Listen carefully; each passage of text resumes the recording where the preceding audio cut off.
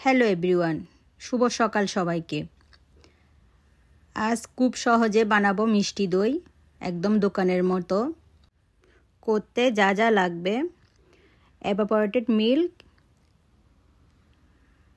আমি একটা পাত্রে ঢেলে নিলাম। তারপর এটাকে উষ্ণ গরম করে নেব যাতে একটা আঙ্গুল চুবিয়ে রাখা যায়।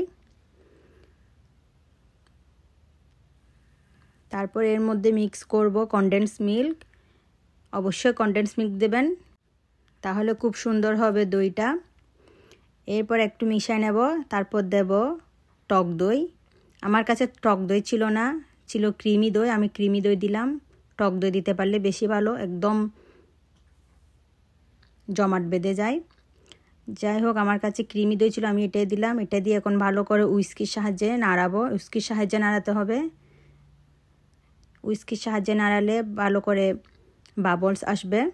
যত বেশি বাবলস আসবে দইটি দেখতে তত বেশি সুন্দর হবে, খেতেও খুব সুন্দর হবে।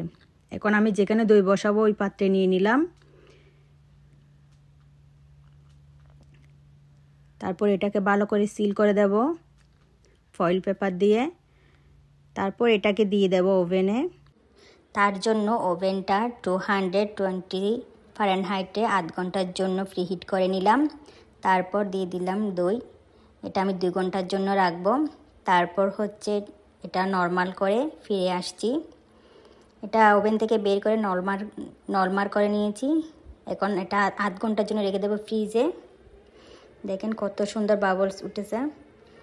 আধ ঘন্টা পর ফ্রিজ থেকে নামাই নিছি। এখন দেখেন কত সুন্দর চারিদিকে বসে গেছে, একদম সেট হয়ে গেছে।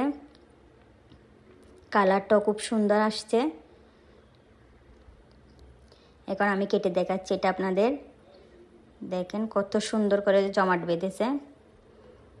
আমার দইটা একটু ক্রিমি ছিল, যার কারণে একটু পানি হয়ে গেছে। আপনারা টক দই দিলে খুব সুন্দর হবে। একবার বাসায় বানিয়ে দেখবেন, খুব সুন্দর হয়। ভালো লাগলে একটা লাইক দেবেন। টাটা।